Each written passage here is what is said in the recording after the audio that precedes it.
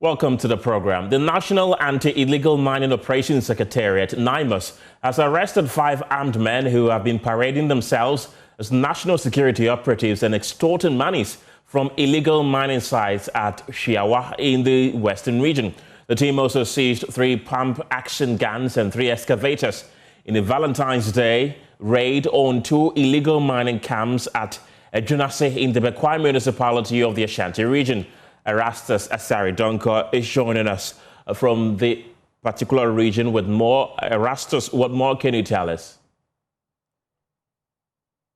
So just as you said, currently the 5 have been handed over to the Ghana Police Service for further action. We do know they have been identified as Joshua Baite Andrews, 55, right. George Obinya Jakon, 48, Dominic Gansa, 45, Issa Bantio, 38, and Al-Hassan Ibrahim, who is 38 years old. They were found with 1 pistol, with 2 magazines, some pepper spray, cutlasses, some tasers, and an amount of 150,000 Ghana cedis. And from the information we've gathered so far, we know that they were traveling and doing these illegal operations with Toyota Land Cruiser with registration number AK819-21. So that is what we know for now. NIMO says it treats some of these things very seriously because no entity or group of people can organize themselves into anti-illegal mining task force without their notice and go around extorting monies from illegal miners. And Erastus, how long have they been posing as national security operatives? From what we gather from NIMOS, they've been doing this for months. And upon intelligence from some of the illegal miners themselves, they got to know of the operations. And before Valentine's Day, they knew that they would be going to Hiawa in their Memphis Central District. And so they tracked them and were able to arrest them on one of their rounds in some of the illegal mining sites. So have they all been arrested, or there are some who are on the run? No, they are a gang of 5, and they have been arrested. And currently, they've been transported, per my information, to Accra in the custody of the Ghana Police Service for further investigations. And are you getting information that in other mining areas, individuals posing as national security operatives, like the ones who have been arrested, are around there? This is very common. If you realize, this is not the first time that NIMOS has arrested such a group. Sometimes, and even per what our investigations have proven so far, some people within some of the assemblies organize themselves into task force and go around extorting monies from illegal miners. Some of them are organized by NADMO officials at certain districts as a way of curbing illegal mining. But when you go into the operations, you realize that some of them engage in illegalities, extorting monies from some of these illegal miners and allowing them to mine in areas that are forbidden for mining in the district level. Erastus, I know you don't work with NIMOS, but you work closely with them. Do you know the whereabouts of these people? Where are they being kept at the moment? For now, I know they are in police custody. They've been transported to Accra, but specifically where, I don't have that kind of information. Right, Erastus Asari-Donko, thank you very much for keeping us updated. Well, let's now bring in Awula Sewa with Eco-Conscious Ghana, and also Ken Ashigbe with the Media Coalition Against Galamsey. Awula, I want to start with you. Welcome to the program. Would you say NIMOS is making progress with this arrest? Good afternoon. Thank you for having me. I think NIMOS is doing a very good job with the resources at its disposal. The challenge is that how far are we in the so-called fight against illegal mining? How far are we? I remember in opposition, Sam George was saying that the president was commander-in-chief of the armed forces, and according to him, it's a political will where the illegal mining could be stopped, correct me if I'm wrong, and I believe he said 4 months. Now we find out that there are protection rackets going on. We find out that there are district assemblies where they actually take money from the environmental terrorists and then allow them to keep on poisoning Ghanaians. It's astonishing, and I wonder whether they actually realize that we face an existential threat, that we're on the verge of we face an existential threat. We're on the verge of a catastrophe. Otherwise, why would you collect money from persons who are poisoning the environment or decimating our forest reserves, and then you allow them to continue with the illegal activity? It baffles me. Right. I don't know if you were listening to the conversation with Erastus, but I asked him if he knew where these people are being kept. I asked that question because most of the time we hear of people engaged in illegal mining being arrested, but their whereabouts, we don't know where they're being kept. We don't know what becomes of them afterwards. Are you expecting this to serve as a deterrent? Do you expect these persons to serve time in jail if they're found guilty? Well, you see, there needs to be follow-up because, as you rightly said, a lot of the time we hear so many of the equipment have been burned, X and X have been arrested, but there's no follow-up for us to know that, okay, as a consequence of the arrest, these 5 were prosecuted and they've been found guilty and sentenced to 10 years in jail, which will serve as a deterrent. Normally, the follow-up isn't there. So that is one thing that is lacking. But let me use this opportunity to say that, Ghanaians are worried, or at least, that, for example, I keep on mentioning the Atronsu 5, who are environmental activists, who are being prosecuted, and their crime was that they were trying to protect their environment and the only source of drinking water, the Atronsu stream.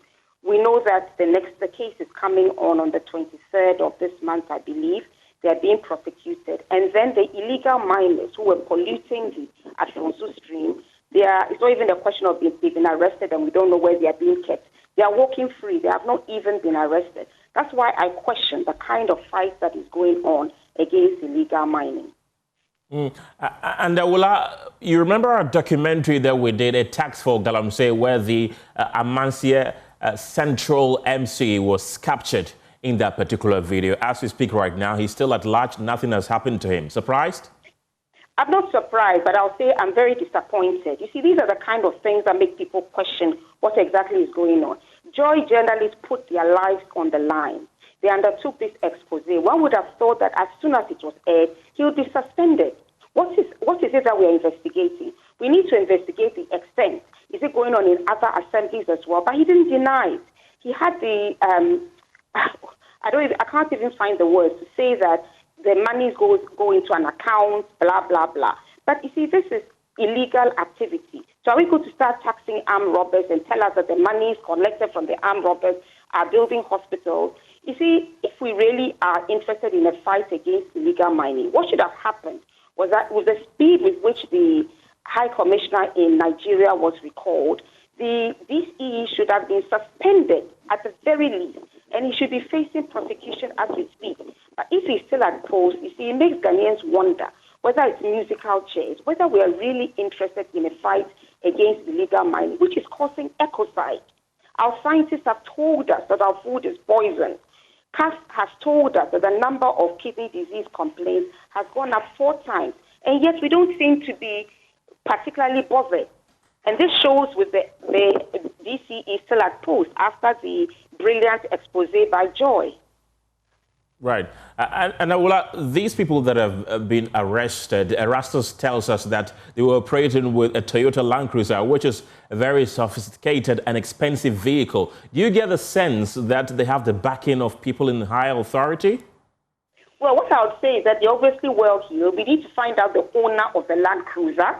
That's one thing I'm sure the police are working at, finding the owner of the Land Cruiser. And let me say this here. In the past administration, we saw it with Professor Frimpong Boateng's report. Persons closely connected with the administration were involved. I'm told that the same thing is happening under the current administration. And it would seem that we voted for musical chairs. Some blatantly say Ishewono.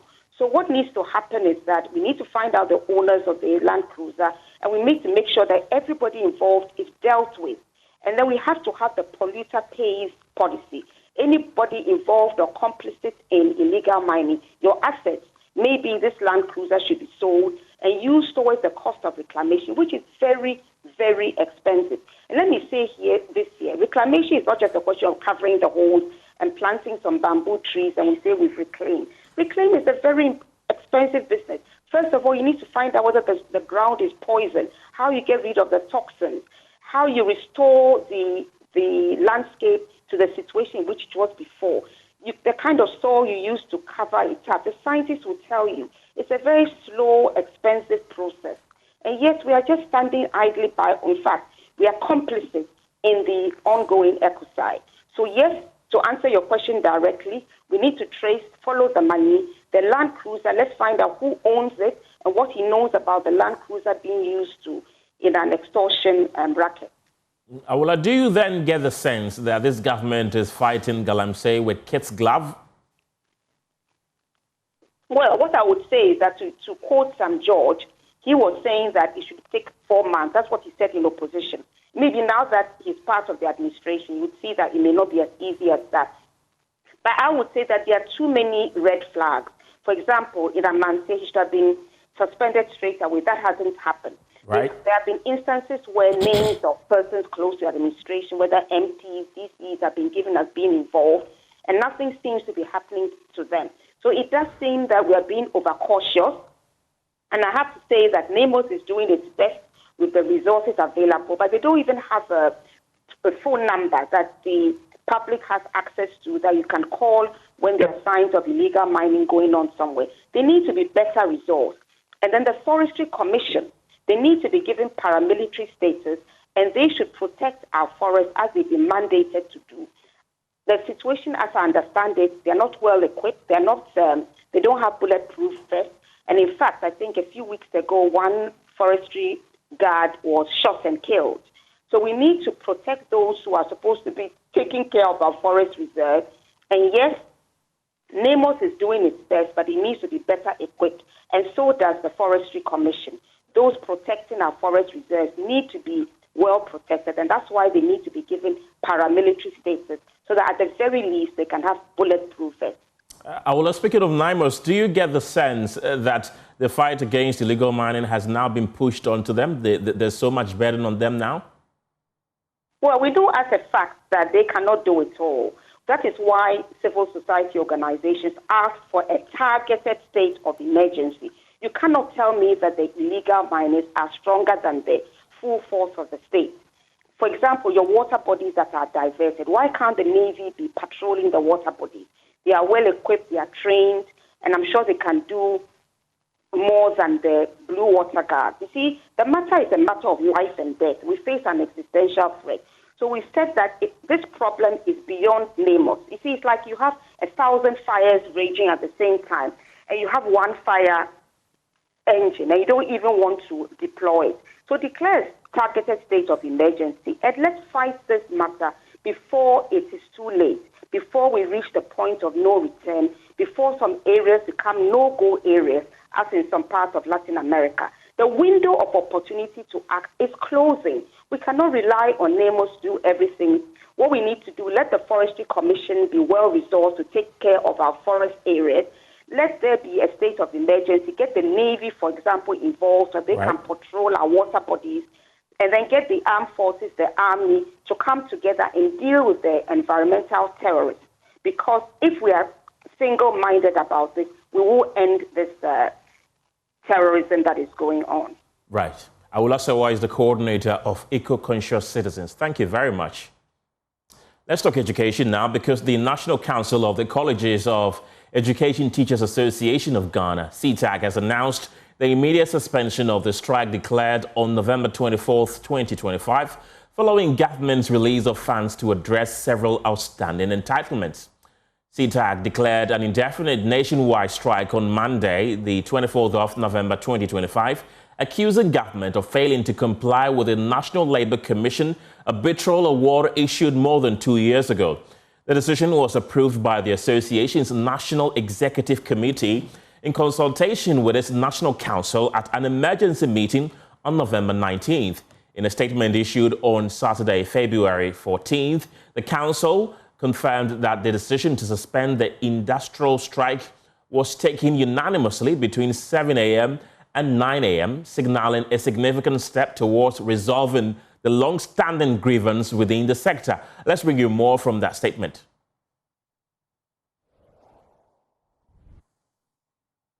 And this says the leadership of the Colleges of Education Teachers Association of Ghana, CETAG, wishes to inform its members, stakeholders, and the general public that the association has suspended the strike action, which commenced on the 24th of November. The decision follows the release of funds by the government to facilitate the payment of the following outstanding obligations. 1. All year-round work compensation for additional duties performed in 2022. 2. 2023-24 book and research allowance arrears. 3. 2022 research top-up allowance for Akrokere College of Education. CETAG says it acknowledges this development as a significant step toward addressing the concerns that necessitated the industrial action. They commended the government for responding to these critical financial commitments. However, the association said it noted 2 additional issues remain unresolved and are currently before the National Labour Commission for adjudication. And they are outstanding book and research allowance arrears for 2022-23 academic year, which should be paid on a pro rata basis. 2, the downgrading of experienced teaching staff holding master's degrees in the colleges of education, which undermines professional dignity and contravenes agreed conditions of service and the Labour Act 2003, Act 651. While the strike has been suspended in good faith, CETAG says it respectfully urges the National Labour Commission to expedite action on these pending matters to ensure a comprehensive and lasting resolution. Leadership says it is assuring colleagues affected by the downgrading that their issue remains a top priority and will be pursued to its logical conclusion. In light of the above, CETAG says it is appealing to all members across the colleges of education to resume academic duties and return to lecture halls effective today, the 16th of February, 2026. The leadership of CETAG says it expresses profound gratitude to all members for their unwavering solidarity, patience, and support throughout the strike period. Your commitment to the collective welfare and professional integrity of the association has been exemplary. It continued to say that it is extending their appreciation to students, parents, and stakeholders for their outstanding or understanding and support during this period of industrial action. CETAG says it remains committed to constructive engagement and dialogue in the best interests of teacher education in Ghana.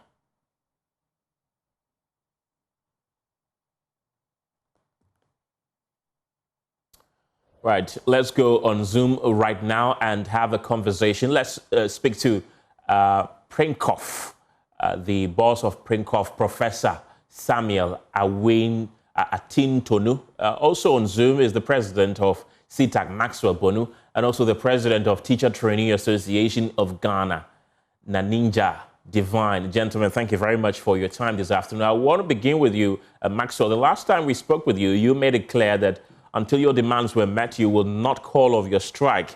What has changed now? Hello, Maxwell. Good afternoon to your listeners and your viewers.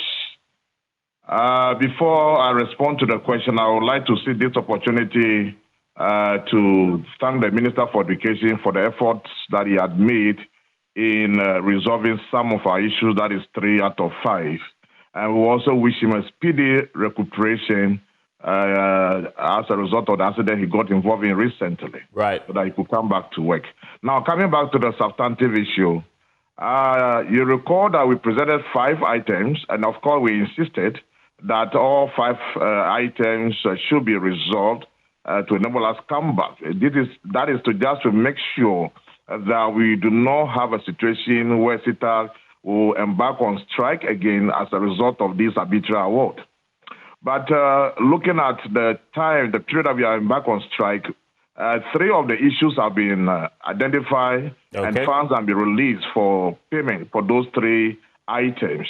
That include our all-year-round work compensation for additional duty performed in the year 2022, and then the top-up for research top-up for Akrokere College of Education, the staff there. Their money also has been released. Then our book and research allowance arrears for 2024, money has been released for that, and payments is currently ongoing to our colleagues. We don't have any situation where any principal has reported of that check.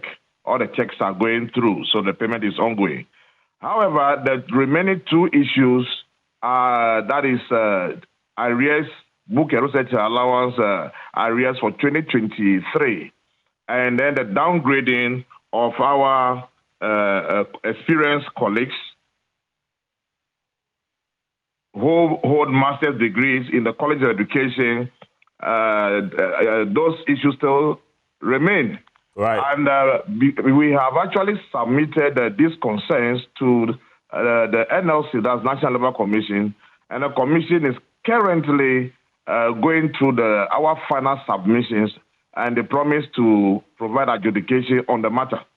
So since these two issues are before the commission, the council thought it wise that since money also has been released, funds are released to pay those three items, then it is prudent we come back to continue for academic work so that the students also do not suffer unnecessarily. So that whilst we work, we'll find a way to get the ruling for NLC, and then that will determine the way forward.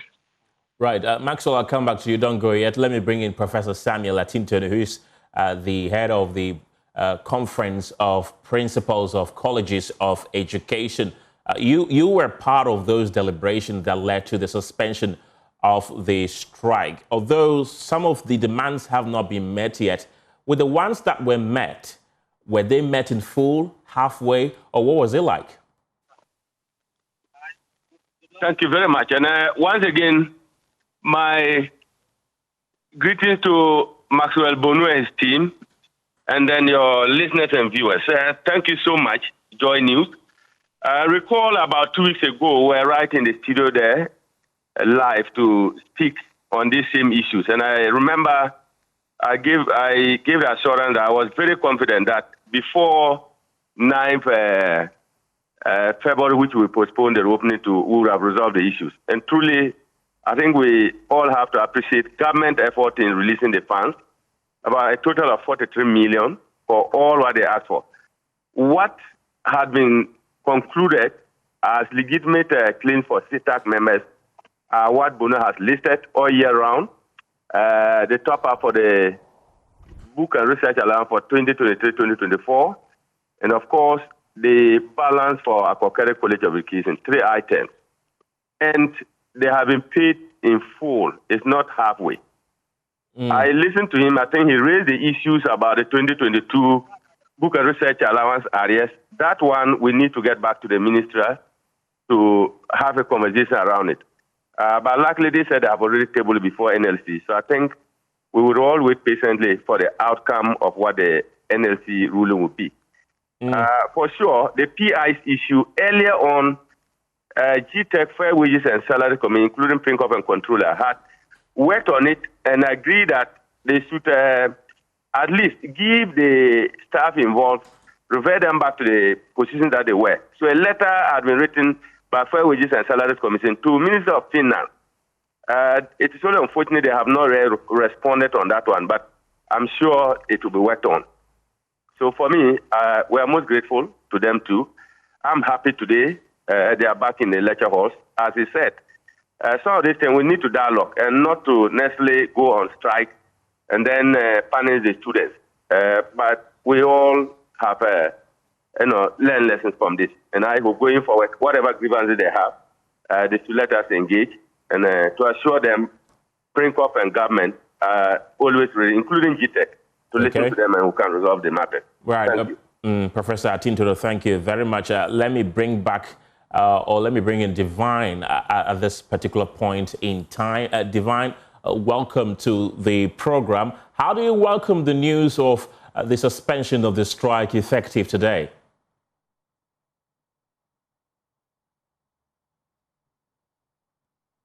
Do I have Divine? Thank you so much. Thank you so much, and good afternoon to your listeners as well. In fact, on the side of the students, we are very happy. And let me use this opportunity to say a very big thanks to the stakeholders that work together to get these issues resolved. Ministry of Education, CETAG, PRINCOF, and then especially CETAG as well. We are very grateful that finally, or at long last, the strike has been suspended and we are back to school to continue with the academic works. Divine, usually when CETAG goes on strike, it lasts for months on end. Do you get the sense that this suspension is very fragile and another strike could be in the offing any moment? Yes.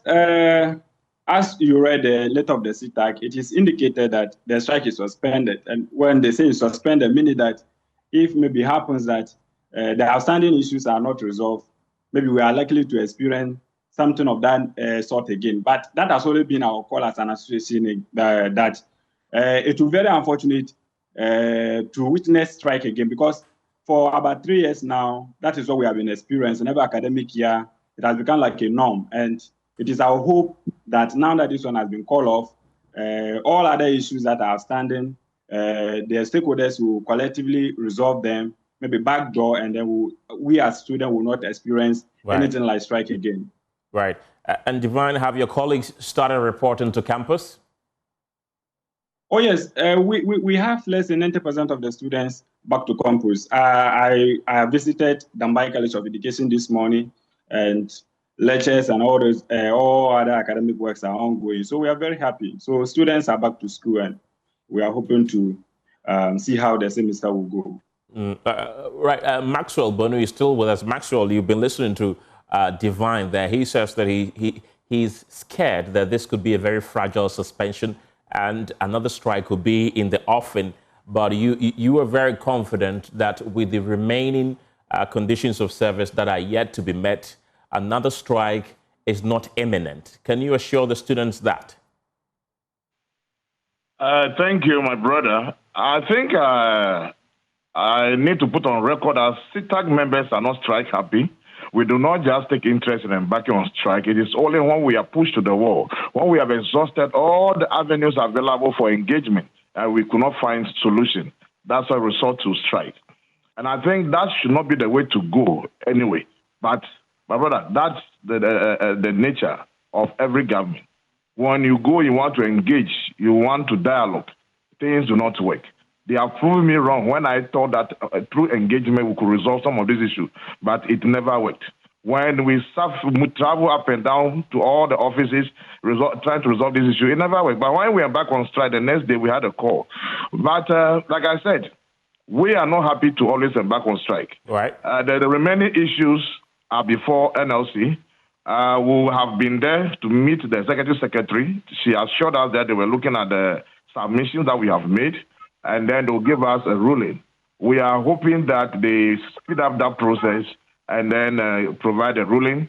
And if it is in our favor, we will expect the state government, CETAG, Fairwages, to speed up the process so that we have it resolved, so that we do not get back to where we were.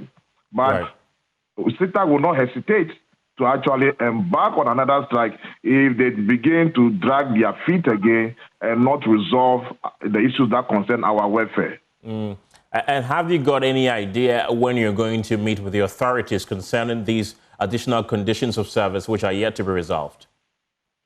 Certainly next week we'll be in Accra at NLC to find out the state of their work.